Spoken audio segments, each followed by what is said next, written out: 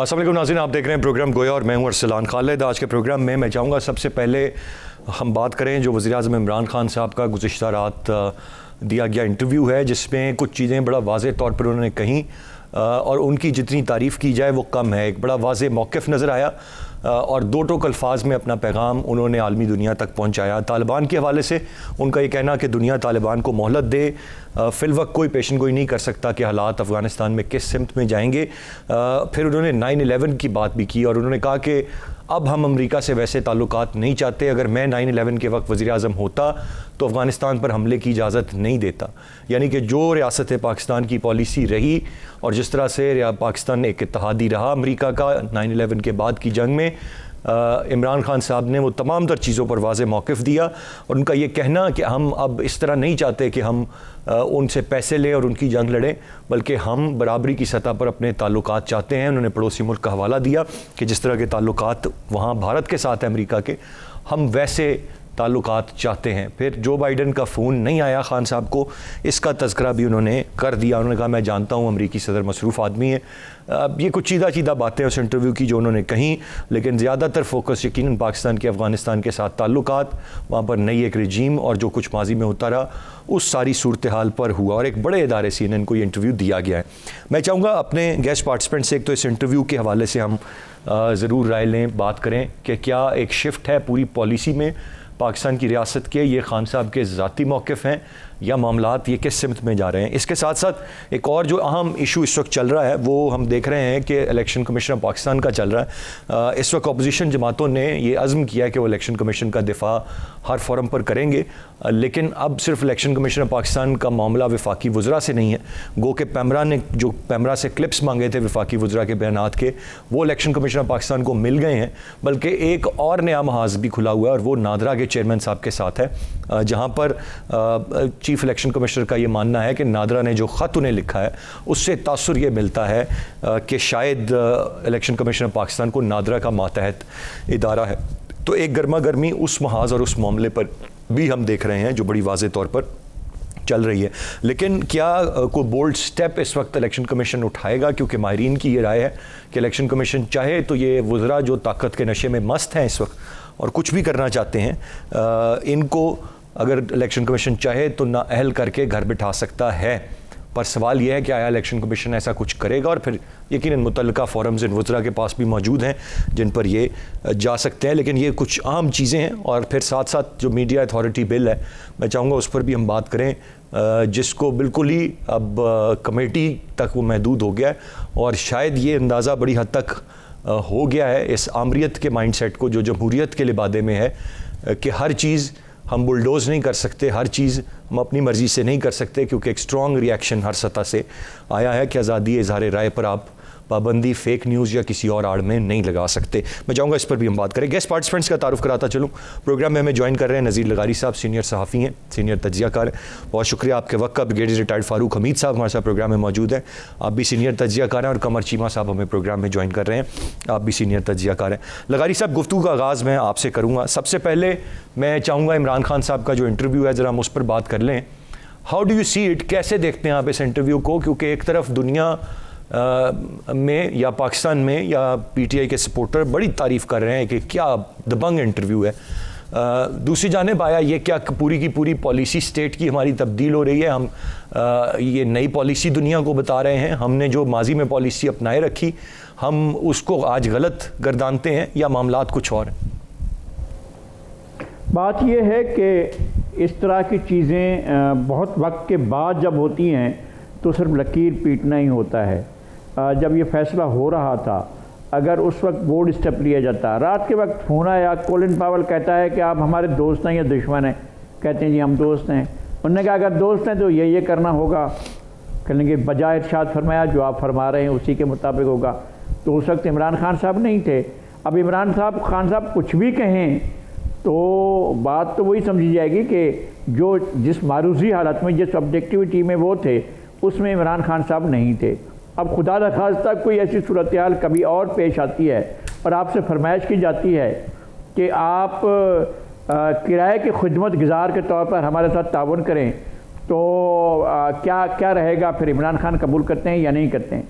ताहम ये बात बिल्कुल ठीक है और पाकिस्तान के किसी भी हुक्मरान को ये दुनिया भर पर वादे कर देना चाहिए कि हम किराए के खिदमत गुजार नहीं हैं, हम भाड़ा लेकर काम करने वाले नहीं हैं, और हम ये नहीं है कि आप हमें कोलेटरल डैमेज करें और हमें उसके पैसे दे दें। आप ये जो है पार्टनरशिप करें कि जनाब हम अपने मुल्क के अंदर जो है बमबारी करें और ड्रोन बरसाएं और सब कुछ करते चले जाएं और उसके बदले में हमें पैसे दे दें। बस इस तरह से हम काम चलाना चाहते हैं। ये सिलसिला पाकिस्तान में बंद होना चाहिए और इस सिलसिले ने पाकिस्तान की अब से नहीं है, शुरू दिन से हमें मसाइल में मुब्तला कर रखा है। हम एक आलमी खिदमत गुजार बने हुए हैं कि जब दुनिया भर में मसाइल पैदा हुए, ये आप डॉक्ट्राइन पढ़ें पॉल नेट्शे की, उसने क्या लिखा था कि हम कोल्ड वार शुरू करने जा रहे हैं। अगर कोल्ड वार के आखिरी गर्म महाज पर पाकिस्तान ना होता, जिसको ये आज़ाद दुनिया कह रहे हैं, आज़ाद दुनिया ना रहती। हमने ये खिदमात अंजाम दी हैं, हमने अपनी जो है वो अपनी सलाहियतें बरूए काल लाए हैं, हमने ये सब कुछ मुजाहिदीन को तहफ़्फ़ुज़ात दिए, मुजाहिदीन के लिए हमने राहें हमवार की और वो जाकर वहाँ लड़ते रहे। ये इंतहाई ख़तरनाक खेल था। ये आप हमें कहते हैं हमारी फतह है, वहाँ जाकर फिल्में बन रही हैं चार्ली विल्सन वार, और ये चार्ली विल्सन की जंग थी, यह जॉन हेरिंग की जंग थी, ये गस्ट कोट्स की जंग थी, और वो लड़ रहे थे और वो पैसे दे रहे थे, वो डॉलर दे रहे थे, और यहाँ से लड़ाई हो रही थी। लड़ाई के नतीजे में सोवियत यूनियन चला गया, दरियाए आमू से उस पार जो है वो चला गया उनका आखिरी सिपाही, और उसके बाद जो बर्बादी है पिछले 20-25 साल की, उसकी जिम्मेदारी कौन उठाएगा? 30 साल हैं बर्बादी के, गुलबदीन और रब्बानी की जंग में, फिर तालिबान और रब्बानी और गुलबदीन की जंग में, फिर बिल्कुल सही लकारी साहब, आपका पॉइंट आ गया, आपने वजह फरमाया। ज़रा मैं आगे बढ़ना चाहूँगा। ब्रिगेड साहब, आप कैसे इस सारी सूरत हाल को देख रहे हैं, इंटरव्यू को कैसे देख रहे हैं? और बहुत सारी बातें आउट ऑफ कॉन्टेक्स्ट या कह लीजिए खान साहब कह जाते हैं किसी भी तरीके से। अब ये क्या एक सोची समझी रियासत की पॉलिसी है जिसकी बात है, ये उनकी अपनी ज़ाती राय है, कैसे देख रहे हैं आप इस सबको? बिस्मिल्लाह, बहुत शुक्रिया। मेरी आवाज़ आ रही है आपको? जी जी, मैं सुन पा रहा हूँ। ओके, देखिए, पहली बात तो यह है कि नज़ीर लगारी साहब जो कह रहे हैं उसमें कुछ मैं करेक्शन पहले करना चाहता हूँ, और वो ये कि बिल्कुल ये बात सही है कि अफगान जिहाद बिल्कुल जनरल ज़ियाउल हक के दौर में शुरू हुआ, और बिल्कुल पाकिस्तान में डॉलर भी आए, सब कुछ आया, मैं मानता हूँ इस बात को। ये भी बात दुरुस्त है कि जनरल मुशर्रफ के दौर में 2001 में वो वॉर ऑन टेरर में उन्होंने आपके सबमिट किया, या जो भी आप कहें, उनका तो यही बयान था कि जनाब जब तूफान आए तो तूफान में सर जो है नीचे कर लेना चाहिए, हमारे नेशनल इंटरेस्ट में वही था उन वक्त के हालात में। तो बहरहाल उन्होंने अमेरिका का साथ दिया वॉर ऑन टेरर में, और ये बात सही है कि उस जनरल मुशर्रफ के दौर में 6 ड्रोन अटैक हुए थे। अब आई एम नॉट क्लियर कि वो ड्रोन अटैक पाकिस्तान से हुए थे या कहां से हुए थे, लेकिन एक बात बहुत क्लियर है कि जो शमसी एयरबेस दिया गया था, चाहे वो जनरल मुशर्रफ के दौर में था या प्रेसिडेंट आसिफ जरदारी जब वो प्रेसिडेंट थे पीपल्स पार्टी का दौर था, लेकिन 325 ड्रोन अटैक हुए जिसमें मेजॉरिटी शमसी एयरबेस से थे पीपल्स पार्टी के दौर में। और शायद लगारी साहब भूल गए कि उस वक्त भी IMF का पहला पैकेज 6-7 अरब डॉलर का 2008 में पीपल्स पार्टी के गवर्नमेंट को मिला था, और जरदारी साहब ने उनके बड़े, और फिर कैरी लू के बिल भी आया 5 अरब डॉलर का, और फिर वो भी जरदारी साहब की स्टेटमेंट जो अमेरिका में कोर्ट हुई कि जनाब आप ड्रोन अटैक करते हैं, we will look the other way. My point is this के गलतियां हुई हैं, सबसे गलतियां हुई हैं, लिहाजा वो तमाम चीजें देख के कि वॉर ऑन टेरर में हमारा नुकसान हुआ, ये वाकई बात सही है, वो हमारी जंग नहीं थी, लेकिन हम उस जंग में जबरदस्ती हमें फंसाया गया, गलती होगी बहुत बड़ी हमसे, पाकिस्तान का नुकसान हुआ। ये सब चीजें हम कई दफा पहले कह चुके हैं, माली नुकसान, जानी नुकसान, ओवरऑल मुल्क में जो तबाही हुई, अभी तक हम उस आग से 100% नहीं निकले हैं। लेकिन ये सही बात है कि इमरान खान ने अपने जो इलेक्शन कैंपेन जब करते थे 2013 से भी पहले, वो हमेशा इस अफगानिस्तान की ये जो वॉर ऑन टेरर था उससे उन्होंने इख्तलाफ किया था, ये फैक्ट है। और इंटरनेशनल मीडिया को भी उन्होंने इंटरव्यू दिया, पाकिस्तानी मीडिया। फिर वो वजीरिस्तान जाते थे अपने इन सपोर्ट ऑफ द ट्राइबल्स, उनको मारा जा रहा था ड्रोन अटैक से। ब्रिगेड साहब, द क्वेश्चन इज कि जो कुछ भी होता रहा उसमें सभी स्टेक होल्डर जिसकी हुकूमत रही, बाकी वो पाकिस्तान की रियासती की पॉलिसी कहलाएगी ना सर।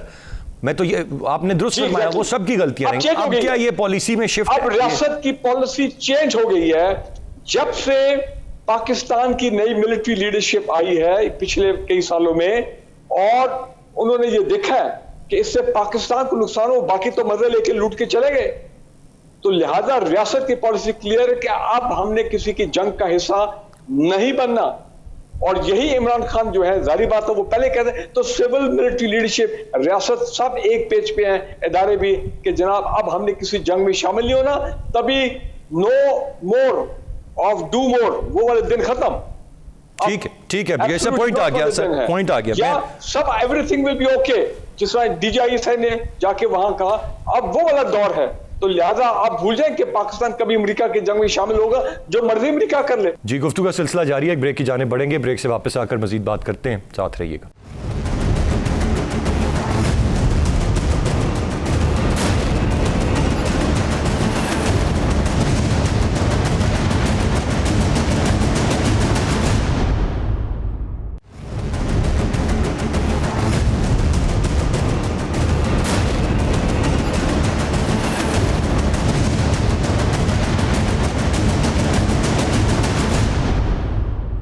Welcome back. मैं चीमा साहब आपसे जानना चाहूंगा, अभी अमेरिका तो अपनी जंग यहां से समेट के चला गया, अब हम कह रहे हैं हम नहीं शामिल होंगे, जब तक वो जंग लड़ रहे थे हम शामिल थे, अब मजीद कौन सी जंग उन्होंने लड़नी है जिसमें हमने शामिल होना है? चीमा साहब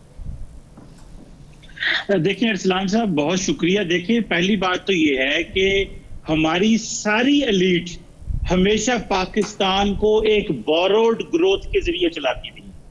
कहीं से कोई पैसा आता था किसी शक्ल में, कोई जंग होती थी, कोई वैसे पैसे आता था अमेरिका मिडिल ईस्ट से, तो एलीट ने यही किया सारी जिंदगी पाकिस्तान के साथ, पहली बात। दूसरी बात यह है कि अमेरिका अब चला गया है। अब अमेरिका हमें यह कहता है कि चीन के साथ आप उसको थोड़ा नीचे रखें, और ये जो सीपैक और BRI है, और ये अबव ऑल अमेरिका इस वक्त जो चीज सोच रहा है अरसलान साहब, वो इंडियन ओशन और पैसिफिक ओशन में एक बहुत तब्दीलियां आ रही हैं, उसके हवाले से पाकिस्तान की कमिटमेंट्स मांगता है। पाकिस्तान चाहता है कि हमें पैसा चाहिए पाकिस्तान में इंफ्रास्ट्रक्चर ट्रांसफॉर्मेशन के लिए, जो चाइना दे सकता है। सो यहां पे वो जो बैलेंसिंग एक्ट है पाकिस्तान वो नहीं कर पा रहा, क्योंकि हमारी जो फाइनेंशियल नीड्स हैं वो चाइना के साथ लिंक है, और हमारी जो ग्लोबल अदारे हैं, इंटरनेशनल इंस्टीट्यूशंस के साथ जो नीड्स हैं वो अमेरिका के साथ लिंक है। अरब वर्ल्ड हमसे पीछे हट गई है, क्योंकि अरब वर्ल्ड को पता है कि पाकिस्तान ने वहां पे भी सऊदी अरब और ईरान के बीच में एक दरमियाना रास्ता लेने की कोशिश की, जिसको बहुत सारी दुनिया ने पसंद नहीं किया गया मुस्लिम वर्ल्ड में। और हमारी इसी तरह हमारे कश्मीर इशू को दुनिया ने लिफ्ट करवानी छोड़ दी, पर्टिकुलरली मुस्लिम वर्ल्ड में भी। सो मेरा ख्याल ये है कि अभी हम जिस पोजीशन में है, ये बड़ा एक मुश्किल वक्त है। अगर हम अपने अगले 10, 20 साल, 30 साल ये इस तरह की अप्रोच रखें कि हमने किसी के साथ भी अलाइन नहीं होना, तो ऑब्वियसली एक चीज तो है, इस वक्त इंडिया जो है वो अमेरिका के बहुत करीब चला गया है। और अमेरिका इस वक्त जो यूरोप में इन्वेस्टमेंट की थी उन्होंने 50s और 60s में, वैसी इन्वेस्टमेंट करने जा रहा है इंडो पैसिफिक के अंदर, जिसका इंडिया बेनिफिशियरी है। सो हम जो है वो सिर्फ चाइना के साथ अलाइन है, और चाइनीज को भी पता है कि इनके पास ऑप्शन नहीं है। लेकिन यहाँ पे फैसला हमारे पास डू एंड डाई वाली सिचुएशन ये है कि क्या आइंदा आने वाले दिनों में अगर हम फाइनेंशियली स्ट्रांग हो, ऑटोनमस हो, तो हम फॉरेन पॉलिसी में फैसले ले सकते हैं। वरना अरसलान साहब, कभी अमेरिका आएगा, कभी चाइना आएगा, कभी कोई आएगा, और कभी हमारे अरब भाई आ जाएंगे, ईरान आ जाएगा, और हमारे लिए मुश्किलात पैदा रहेंगी। हमें इस वक्त फाइनेंशियल ऑटोनॉमी चाहिए, जिसके लिए बड़े फैसले करने पड़ेंगे। और आपको पता है कि इमरान खान साहब शायद अमेरिका भी नहीं जा रहे इस सितंबर में, क्योंकि उनको पता है कि शायद बाइडेन से मुलाकात ना हुई तो ये इमरान खान साहब की फॉरेन पॉलिसी का बहुत बड़ा ब्लंडर हो जाएगा, और ऑपोजिशन और बाकी लोग कहेंगे कि देखें इमरान खान साहब की तो मुलाकात भी नहीं हुई बाइडेन के साथ। इसी तरह 2018 में नहीं गए थे क्योंकि ट्रंप के साथ मुलाकात तय नहीं थी, लेकिन मोदी तो जा रहे हैं अमेरिका क्योंकि उनको बाइडेन ने बुलाया है। सो ये बहुत बड़ी रीअलाइनमेंट है, तो इसको बड़े सोच समझ के स्टेट को सोचना होगा जी। मुझे चीमा साहब एक और बात बता दें, और ये जो अभी इन रीसेंट टाइम्स पुतिन से ज़्यादा फ़ोन के राब्ते होने लगे हैं, ये भी कोई इंडिकेशन है कि मामलात किसी और सिमत जा रहे हैं? देखिए, पाकिस्तान एससीओ का मेंबर होने की वजह से हमने देखा है कि इंडिया ने क्या किया है कि वो G7, G20, ब्रिक्स के जरिए अफगानिस्तान के ऊपर सोच रहे थे। पाकिस्तान को यह प्रॉब्लम था कि पाकिस्तान के पास कोई इंस्टीट्यूशनल फ्रेमवर्क नहीं है, एससीओ एक मल्टीलैटरल फ्रेमवर्क है। सो इस वजह से हमारी रशिया से बात हुई है, लेकिन याद रखें कि जो रशियंस हैं उनके साथ हमारी इंगेजमेंट अच्छी है, लेकिन रशियंस का प्रॉब्लम यह है कि वो हमें कोल्ड वॉर माइंडसेट से देखते हैं, तो उस तरह की तब्दीलियां नहीं आ रही जिस तरह हम चाहते हैं। और वो आज भी समझते हैं कि पाकिस्तान को जब अमेरिका से कॉल आएगी तो पाकिस्तान पीछे हट जाएगा। सो पुतिन और ये जो बाकी लोग हैं, ये पाकिस्तान पे हमारे साथ उस तरह इंगेज नहीं कर रहे जिस तरह इनको करना है, लेकिन एक ऑप्शन है पाकिस्तान के पास, क्योंकि पाकिस्तान और रूस ये समझता है तो अफगानिस्तान में तब्दीलियां आई हैं, ये हमारे लिए जो हमारी खित्ते की पॉलिसी है उसके लिए अच्छी है। राइटली सेठ जी, यकीनन ये जो मामलात हैं, जो बयान हैं, जो इंटरव्यूज़ हैं, ये सारी चीज़ें बहुत कुछ वाज़े कर रही हैं। देर आए दुरुस्त आए, अगर आज भी हम इस बात को अंडरस्टैंड करते हैं और अपनी पॉलिसी शिफ्ट करते हैं, और जिस तरह से दीगर बातें भी सामने आ रही हैं, तो इट्स नेवर टू लेट, चीज़ें बेहतरी की तरफ जा सकती हैं। थोड़ा सा आगे बढ़ते हुए अब जो सियासी मंजरनामा मैं चाहूँगा उस पर हम बात करें। लगारी साहब, ये जो रवैया इस वक्त चल रहा है वफाकी वज़रा का, और अचानक ये इलेक्शन कमीशन और पाकिस्तान हो गया, चीफ इलेक्शन कमिश्नर हो गए, उनको कहना कि आप अपोजिशन के हिमायती हैं, अपोजिशन का उनकी सपोर्ट करना, फवाद चौधरी साहब का कहना कि वो इलेक्शन लड़ें अगर उन्हें सियासत करनी है, फिर वो नोटिस भेजने की बात कर रहे हैं। ये मामलात किस सिमत में जा रहे हैं? देखिए, सिमत का तयन तो वज़रा को खुद करना है ना, कि वो क्या सिमत तय करते हैं। क्या उन्होंने ये सोच समझ कर प्रेस कॉन्फ्रेंस की वज़रा ने, क्या जो सवाती साहब हैं और जो चौधरी साहब हैं, इन्होंने सोच समझ कर ये सारी बातें की हैं? उनको अंदाज़ा है कि आप किसके साथ छेड़छाड़ कर रहे हैं और किसके साथ। ये वो नहीं है कि छेड़ खूबा से चली जाए या साथ, ऐसा नहीं है। ये उस तरह की छेड़खानी नहीं है जिस तरह की छेड़खानी ये कर रहे हैं। और इलेक्शन कमीशन को ऐसा ना समझा जाए कि ये इंस्टीट्यूशन नहीं है बल्कि महकमा है। ये महकमा नहीं है, ये नादरा अथॉरिटी है जिसके बलबूते पर वो ये सब कुछ कर रहे हैं। लेकिन ये एक कमीशन है और ये एक इंस्टीट्यूशन है, और बहुत फंडामेंटल किस्म का इंस्टीट्यूशन है जो हुकूमत साजी की राहें मुतय्यन करता है। अच्छा, ये जो कुछ कहा जा रहा है, ये जानते हुए कि जुडिशल पावर्स मौजूद हैं इलेक्शन कमीशन के पास, इलेक्शन कमीशन जुडिशल किस्म के फैसले कर सकता है।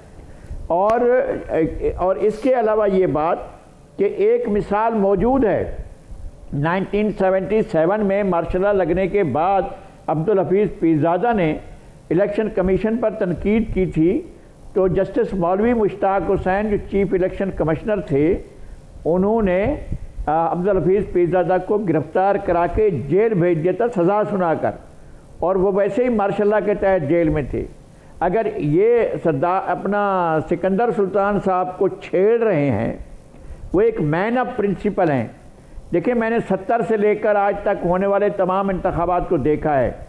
मैंने जस्टिस एस.ए. नुसरत के इंतखाबात को भी देखा और उनके रेफरेंडम को भी देखा, और उसके बाद आने वाले बहुत से चीफ इलेक्शन कमिश्नर्स को भी देखा। मैं ये समझता हूँ कि जस्टिस अब्दुल सत्तार ने जिस तरह से फ्री फेयर एंड वो जो है इम्पार्शल इलेक्शन करवाए थे, वैसे ही ये अपनी ज़ात में फ्री फेयर और इम्पार्शल किस्म के चीफ इलेक्शन कमिश्नर हैं। अब्दुल सत्तार के बाद ये आए हैं जो अपने रवैये से, अपने तर्ज अमल से, अपनी गुफ्तगू से, अपने एक्शन से, अपनी कारकर्दगी से ये जाहिर करते हैं कि वो जो हैं एक गैर जानिबदार चीफ इलेक्शन कमिश्नर हैं। अब उन्होंने कोई सवालनामा बनाकर दिया है कि जनाब आप ये साबित करें कि जो कुछ आप कह रहे हैं उनके शवाहिद लाएं, और ये शवाहिद पेश नहीं कर सकते हैं। जब शवाहिद पेश नहीं कर सकते हैं तो फिर आपके ख़िलाफ़ एक चीज़ बनेगी जिसको कहते हैं कंटेम्प्ट ऑफ कोर्ट। किस तरह से वो जायज़ था नाजायज़ था, मैं उस तरफ नहीं जाता, जैसे साकिब निसार का तर्ज अमल। लेकिन सिकंदर सुल्तान साहब जिस तरह से मामलात को लेकर चल रहे हैं, अगर वो सबूत नहीं देते हैं, चौधरी फवाद साहब और सवाती साहब, तो फिर इनको कॉन्सिक्वेंसेस भुगतना होंगे और हुकूमत जो है जाकर दीवार के साथ सर टकरा रही है। हम बचपन में कहते थे, जवानी में भी कहते थे कि गिरती हुई दीवारों को ये धक्का दौड़ दो। मालूम हुआ कि दीवारें गिरती हुई नहीं थीं, हम ही सर फड़वा बैठे थे।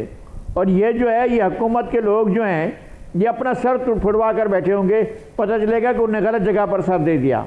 बिल्कुल सही लगारी साहब, पॉइंट आ गया। एक ब्रेक की जाने में बढ़ूंगा, ब्रेक से वापस आकर मजीद बात करते हैं, साथ रहिएगा।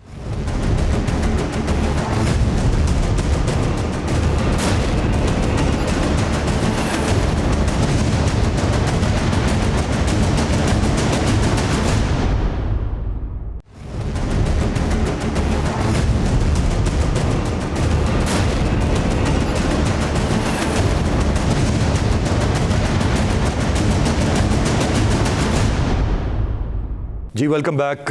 मैं ब्रिगेड साहब आपसे जानना चाहूँगा, इस वक्त हर किसी को बुरा भला कहना, हर किसी को जो अपनी सफ़ में नहीं है उसको गलत समझना, ये तो एक नॉर्मल सा वतीरा है। पर जिस तरह से अभी बात की कि जो इख्तियारात हैं इलेक्शन कमीशन के या चीफ इलेक्शन कमिश्नर के, आप समझते हैं कि कोई बोल्ड डिसीजन, चूँकि जितना इग्नाइट किया जा रहा है मामलों को, कोई बोल्ड डिसीजन उनकी जानिब से सामने आ सकता? देखिए, पहले मैं क्विकली एक पॉइंट पे कमेंट करना चाहता हूं जो कमल शिवा साहब ने कहा रूस के बारे में। ये इसमें कोई शक नहीं है कि पिछले 5-6 सालों में, शायद उससे भी ज्यादा, पीपल्स पार्टी के दौर से ये काम शुरू हो गया था, जरदारी साहब के दौर से, कि रूस के साथ हमारे ताल्लुकात में एक चेंज आया है, बेहतरी आई है। और उसके एक बहुत बड़े प्रमोटर जनरल अशफाक परवेज कैमनी भी थे, अगर आपको याद हो। यही वजह है कि अब उन्होंने हमें कुछ वेपन सिस्टम भी पीछे दिया, अटैक हेलीकॉप्टर, और इंडिया बड़ा नाराज हुआ। और उसके अलावा आप देखें वो चीजें हुई हैं रूस और पाकिस्तान के दरमियान जो कभी हम सोच नहीं सकते थे। और वो क्या, आर्मी लेवल पे, एसएसजी लेवल पे, air force, navy, joint military exercises हो रही हैं अपना पाकिस्तान और रशिया की, something unthinkable.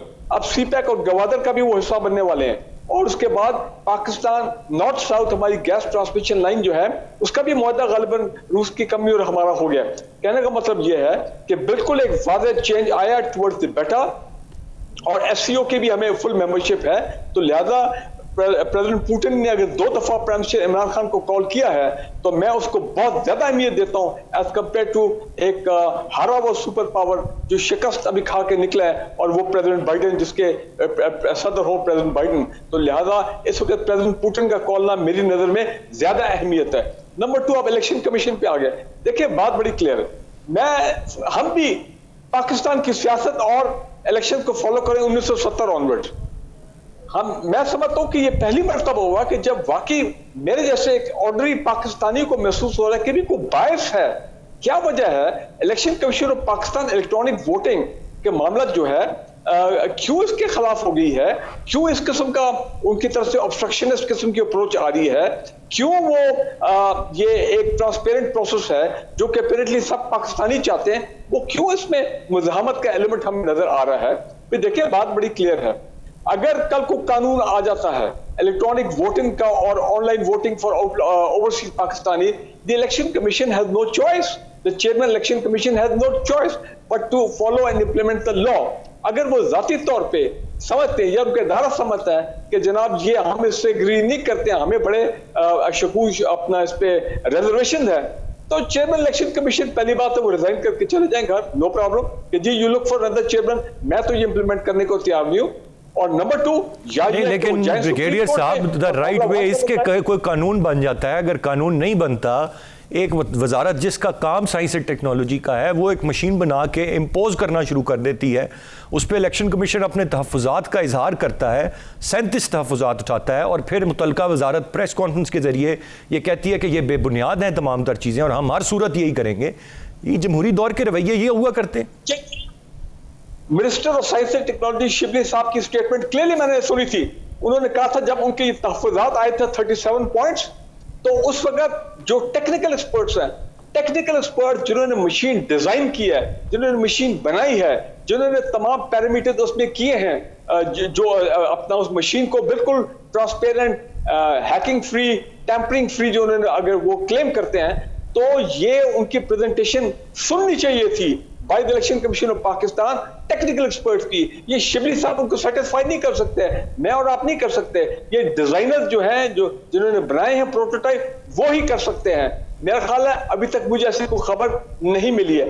My point is this, देखें ये ठीक है, कुछ चीजें उनकी जस्टिफाइड होंगी, इलेक्शन कमीशन ऑफ पाकिस्तान भी, आफ्टर ऑल वो भी इलेक्शन को वहां पे एक्सपर्ट्स बैठे हैं, लेकिन उसका तरीका ये है कि भाई आप गवर्नमेंट के साथ बैठे, गवर्नमेंट को एंगेज करें, इसमें इंप्रूवमेंट्स लेके आए, 2 और प्रोटोटाइप बने अगले 2 महीने में और उसमें और बेहतरी आए, ताकि फिर ये इलेक्शन कमीशन जो है वो भी सेटिस्फाई हो, नादर भी सेटिस्फाई। हाँ जनाब, अब ये 90% तक तो जो हमारे रिजर्वेशन है हल हो गए, बाकी 2-3 चीज रह गई, वो मसले भी हल हो सकते हैं। तो एक कंसेंसस डेवलप करना चाहिए। मैं मानता हूं कि वज़रा ने जो उस किस्म की स्टेटमेंट दिए स्वाति साहब ने, वो अनजस्टिफाइड थी, वो जारी बात है, उससे भी उनको तैश आई है इलेक्शन कमीशन ऑफ पाकिस्तान को, जो उन्होंने नोटिस जारी किए। अब आप देखें नादरा के साथ झगड़ा शुरू हो गया। सो मेरा कहने का मतलब ये है कि इलेक्शन कमीशन जो है ना, वो एक कन्फ्रंटेशनिस्ट मोड में वो एक अदारा है, वो भी एक पिलर ऑफ द स्टेट है from the election point of view. उनको इस कन्फ्रंटेशन में नहीं आना चाहिए, बिकॉज इससे फिर शकूक शुबहात जो है वो क्रिएट होने चाहिए। उनका जो अप्रोच है वो एक सपोर्टिव होना चाहिए कि जनाब बिल्कुल जितना जो इलेक्शन कमीशन ने जो रिगिंग की जो बना था 2015 में, उसके तो 30-40 पेजेस थे जो रेगुलरिटीज हुई थी 2013 के इलेक्शन में। राइटली सेड ब्रिगेड साहब, पॉइंट आपका आ गया। मैं जरा आगे बढ़ना चाहूंगा, मैं चीमा साहब की जाने बढ़ूंगा।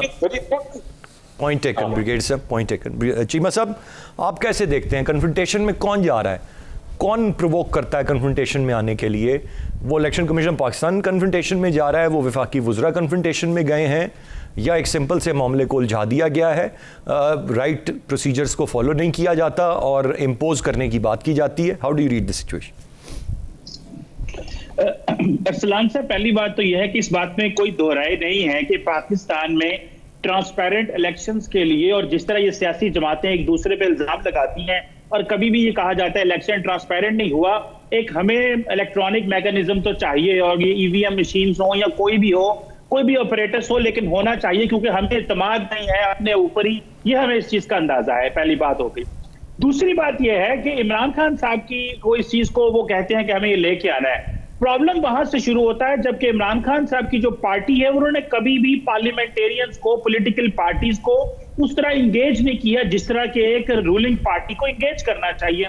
मिसाल के तौर पे आप देखें कि जिस तरह ऑर्डिनेंस आना शुरू हो गए थे बहुत ज्यादा, और वो ये था कि वो पार्लियामेंट में चीजें लेके नहीं आते और वो समझते हैं कि हम बाहर बाहर से बैठ के चीजें कर लेंगे, हमें जरूरत नहीं है पार्लियामेंट की। पार्लियामेंट में जाना कम कर दिया था इमरान खान साहब ने, इंगेजमेंट कम कर दी थी, तो फिर अपोजिशन ने भी शोर डालना शुरू कर दिया और हम हालात इस तरह खराब हो गए कि वो डायलॉग की जो फजा थी वो खत्म हो गई थी पार्लियामेंटेरियंस का। जिसका नुकसान ये हुआ कि आज जब अगर कोई पीटीआई सीरियस चीज पे लेके आती है जो कि इलेक्ट्रॉनिक वोटिंग मशीन की शक्ल में है, तो उसको अपोजिशन पार्टीज भी सीरियस नहीं लेती और वो कहती हैं कि ये देखें ये मर्जी करना चाहते हैं, मुसल्लत करना चाहते हैं। और इलेक्शन कमीशन को अगर आप इस तरह डिसंगेज करेंगे और कहेंगे कि नहीं हमारे पास वोट है और हमारे पास इस वक्त सिंपल मेजॉरिटी, हम कानून बना सकते हैं, कानून बनाने को तो वो बना सकते हैं, लेकिन इस तरह का चीज जिसका ताल्लुक 22 करोड़ अवाम और मुल्क के इलेक्शन से हो, उसको आपको एक कंसेंसस तरीके से ही करना चाहिए, जिस तरह 18वीं अमेंडमेंट की गई थी, हर बंदे, किसी को कोई इतराज नहीं था। सो मुझे ऐसे लगता है कि इमरान खान साहब ने माजी का जो रवैया है उनकी पार्टी का, जो पार्लियामेंट में, उसका भी एक ये बैगेज है और अभी पॉलिटिकल पार्टीज भी सपोर्ट नहीं करना चाह रही, तो ये एक माहौल इस तरह का बन गया जिसका अल्टीमेटली नुकसान अवाम को होगा, क्योंकि उनके सही नुमाइंदे पार्लियामेंट में नहीं पहुंचेंगे। लेकिन फिर भी इलेक्शन कमीशन को ऑन बोर्ड लेना चाहिए, और ये जो इंटिमिडेशन है, डराना दबकाना कि नहीं आपने ये करना है और ये हम करवा के रहेंगे, और ये जो बिहेवियर है ये एक जमहूरी रवैया नहीं है। और हमारे यहाँ पे आज भी एक अंदाज चला आ रहा है कि यहाँ पे ताकतवर लोग जो है वो अदारों को अपनी मर्जी से चलाना चाहते हैं, वो भले कहीं भी बैठे हों, और ये जो एक है कि अदारे को काम ना करने देना या उनको फोर्स करना, ये हमारे एक बिहेवियर में मौजूद है। सर ये राइटली सेड। लगारी साहब, जरा थोड़ी सी बात अब हो जाए, ये जो मीडिया बिल का मामला है और बिल आखिर इसमें स्टेप बैक करना ही पड़ा, जिस फोर्स और एग्रेशन से ये आ रहे थे, अब जरा मामला ठंडे हो गए हैं। लगारी साहब, how do you see it? बात यह है कि अब तक माजी में जो कुछ हुआ है और जिस तरह हुक्मरानों ने मीडिया के साथ तर्ज़ अमल अख्तियार किया तो उसका नतीजा क्या निकला। पाकिस्तान बहुत पसमानदा इस वजह से भी है कि हमारी मीडिया के ज़रिए एजुकेशन नहीं हुई। मीडिया हमेशा मैनिपुलेटेड रहा, हमेशा इंजीनियर रहा, हमेशा एक यकतरफा रहा। हुकूमत की जो है वो जो पॉइंट ऑफ व्यू है उसको इस्टेब्लिश करता रहा और जो इख्तलाफ की आवाज़ें थी उनको दबाया जाता रहा और मीडिया पर खौफनाक किस्म के कवानीन लाए गए। प्रेस एंड पब्लिकेशन आर्डीनेंस आया। हमने पूरा जनरल ज़िया का दौर बरसों तक जो है सेंसरशिप भुगता। हम जाकर कापियाँ बनाकर ले जाते थे और वहाँ सेंसर ऑफिसर जो बैठे होते थे वो ही हमसे कहते थे कि देखें जनाब, ये जो आपने लिखा है कि नौजवान ने दिल बर्दाश्ता होकर ख़ुदकुशी कर ली, दिल भर तो चल जाएगा लेकिन दाश्ता नहीं चलेगा, इसको निकालें आप। अब इस दिल बर्दाश्ता को अगर इस तरह समझते थे तो वो उनका जहन था और ये हमारा जहन था। मसला ये है कि हुक्मरान समझते हैं कि वो अक्ल कुल हैं और उनके ऊपर जाकर अकल ख़त्म हो गई है। और जो दूसरा नुक्ता नज़र है वो तो जाहिलाना है, वो तो मुल्क दुश्मन है, वो तो गद्दारी है, वो तो दीन के ख़िलाफ़ हैं। तो हमें इस तरह के इल्ज़ामात का सामना करना पड़ा और पूरा अदवार में हम ये देखते रहें। अब क्या है, आप एक आवाज़ को खामोश करवाएंगे 10 और आवाज़ें उठेंगी। अब आप कैसे बंद कर देंगे दुनिया भर के मीडिया को। अब आपके तमाम गेट्स खुले हुए हैं, तमाम दरवाजे खुले हुए हैं, खिड़कियां खुली हुई हैं, रोशनदान खुले हुए हैं, रोशनी भी आ रही है, हवा भी आ रही है, लहरें भी आ रही हैं, सारा कुछ आ रहा है और उसके नतीजे में दुनिया भर की चीज़ें 1 मिनट में आपके सामने होती हैं।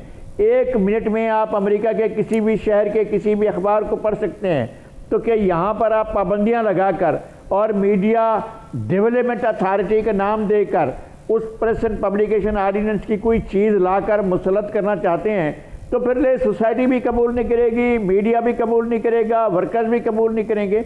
आप तो ये देखते हैं कि जनाब मीडिया वर्कर्स की क्या सूरत हाल है, उनको कुछ मिल रहा है कि नहीं मिल रहा है, उनके जॉब्स की सिक्योरिटी है कि नहीं है, इन बातों की तरफ तो आप जाते नहीं हैं। आप अगर कोई कहे कि जनाब मीडिया वालों से कहें कि वेज बोर्ड अवार्ड नाफिज करें तो उसमें तो पीछे हट जाते हैं। तमाम इदारे जो हैं हाथ बांध लेते हैं और मालकान के आगे खड़े हो जाते हैं। और जब वो होता है हुकूमत के इक़दामात की और उनके फरमान पूरा करने का वक्त आता है तो फिर सारे के सारे अपनी सांस लेना भूल जाते हैं। हमारे साथ तो इस वक्त ये सूरत हाल है। बिल्कुल सही लगा साहब, पॉइंट आ गया आपका। मैं ज़रा आगे बढ़ना चाहूँगा। हाँ। ब्रिगेडियर साहब से राय लेता हूँ, आपकी बात पहुँच गई। ब्रिगेडियर साहब, आप कैसे देख रहे हैं इस रवैये को, इस सोच को, इस अप्रोच को? देखिए, मैं तो कई दिनों से कह रहा हूँ कि ये जो एक नया महाज खोल दिया गया PMDA के हवाले से, मेरा ख्याल है इल एडवाइस था। गवर्नमेंट को इस तरह नहीं करना चाहिए था। अब उन्होंने थोड़ा, इसको कहते हैं बेटर सेंस हैज प्रिवेल्ड, उन्होंने मीडिया की लीडरशिप को एंगेज किया है। मैं भी यही कह रहा था, आप उनको एंगेज करें और उनके रिजर्वेशन के तहफ़्फ़ुज़ात सुने। क्यों खाम का मीडिया को एक परेशान करना। ये वही मीडिया है जिसने 2014 पहले तो थ्रू आउट इमरान खान को इतना प्रोजेक्ट किया, इतनी स्पेस थी। ये वही मीडिया है जिसने 2014 के धरने में PTI को कितना ऑलराउंड सपोर्ट किया, खासकर young cameraman, technical staff, anchor. मैंने तो वो धरना, वो तमाम चीजें देखी हुई हैं। और उसके बाद फिर आप देखें 2018 के इलेक्शन में जो ये तब्दीली का नारा था और ये सारा चेंज का स्लोगन, ये मैं समझता हूँ अपना इमरान खान का पावर में आना, इसमें बड़ा रोल हमारा मीडिया का था। अब फिर उसी मीडिया को जाके उनको परेशान करना, उनको कन्फ्रंट करना, मैं समझता हूँ कि ये दिस वाज नॉट, ये बात नॉट रियली जस्टिफाइड। अगर कोई कहीं पे इश्यू, देखिए हमारा पैमरा ऑलरेडी मौजूद है, भी आप पैमरा में कोई 2-3 क्लॉजेज ऐड कर लें उनकी मशावरत के साथ, ताकि अगर वर्कर्स की तनख्वाहों का मसला है या किनको फेक न्यूज का मसला है तो that can be interest from the platform of PEMRA. वो ये कहते हैं कि जी वो वहां पे हाई कोर्ट्स में ये स्टे ले लेते हैं कुछ मीडिया के ग्रुप, तो फिर वो कई साल स्टे चलते रहते हैं। तो भाई उसका भी कोई हल निकाल लें, तो पैमरा में उनके साथ बैठ के ये करें ताकि जॉब वर्कर्स जो है उनकी जॉब सिक्योरिटी भी रहे वगैरह वगैरह। मैंने तो इस हद तक कहा फवाद चौधरी साहब को एक मीटिंग में लाहौर में चंद दिन पहले एक लंच के ऊपर, मैंने कहा जी जो आपने मीडिया के एडवर्टाइजमेंट के रेट्स जो हैं, जो आपने ड्रास्टिकली 3 साल पहले स्लैश किए थे कि जी हमारे पास पैसा नहीं है गवर्नमेंट एड्स का कि हम इतने लेविश पेमेंट कर सकें, अब जबकि इकोनॉमी में बेहतरी आई है, तनख्वाहें आपने बढ़ाई है वगैरह वाली ये तमाम चीजें, तो आपको चाहिए कि उन रेट्स में भी कोई थोड़ी बेहतरी लेके आए ताकि मीडिया ग्रुप्स को फायदा हो। ये सब पॉइंट आ गया। मैं जरा चीमा साहब की भी राय ले लूं, वक्त मेरे पास महदूद है। जी चीमा साहब, आप क्या कहेंगे सर इस सारे मामले पर? देखिए, गवर्नमेंट जो है वो ऑब्वियसली हमारा यहाँ पे एनवायरनमेंट इस तरह का बनता जा रहा है कि बहुत सारे हलके ये समझते हैं कि पाकिस्तान में जितनी आवाजें बुलंद हो रही हैं, अगर इन आवाजों को प्रॉपरली मैनेज ना किया गया तो वो जो स्टेट का नैरेटिव है वो कहीं दब ना जाए। तो पीटीआई भी जाहिर बात है, they don't have a choice but to work and collaborate with this entire, ये जो सोच है इसके साथ। सियासी जमातें हों या कोई चीज भी हो, अगर एक जैसा लगारी साहब ने कहा कि आप अगर यहाँ पे लोगों को रोकेंगे तो लोग कहीं और जाके बात कर लेंगे। आजकल हर बंदे के पास हर चीज मौजूद है, इंटरनेट मौजूद है, गांव में शहर में। तो ये जो चीजें मैनेज करना है ये शुरू से एक अप्रोच रही है, लेकिन क्योंकि मीडिया एक नई चीज थी, इसको कैसे मैनेज करना है, सियासी जमातें भी मैनेज हो गई, मीडिया वर्कर्स भी मैनेज हो गए, और मीडिया को किस तरह मैनेज करना है ये ऑब्वियसली स्टेट के पास या हमारी सियासी जमातों के पास एक चॉइस तो है, वो करना चाहते हैं, और कई सियासी जमातें किसी और अंदाज से करना चाहती हैं। तो ये मुझे लगता है कि जिस तरह ये सारी सियासी जमातों को at the end of the day suit करेगा कि अगर मीडिया को थोड़ा खामोश किया जाता है, पहले वो एडवर्टाइजमेंट ज्यादा पैसा देके मैनेज कर लिया करते थे, अब एक कानूनी तरीके से मैनेज करने की बात हो रही है। तो ये एक कोई अच्छी रविश नहीं है। हमें अगर जमहूरियत की बात करते हैं तो जमहूरी रवैये भी हमें अपनी सियासी सोचों में और पॉलिटिकल पार्टीज को अडॉप्ट करना चाहिए, जिससे ये मुआशरे को पनपने के लिए आगे जाने के लिए इंपॉर्टेंट है। राइटली सर चीमा साहब, आपका पॉइंट वेल टेकन सर। बहुत शुक्रिया अदा करना चाहूँगा मैं तीनों मौजूद मेहमानों का। नाज़रीन, गुफ्तगू आपने सुनी। आज के प्रोग्राम से इतना ही। अरसलान खालिद को इजाज़त दीजिए। अल्लाह ने के बाद।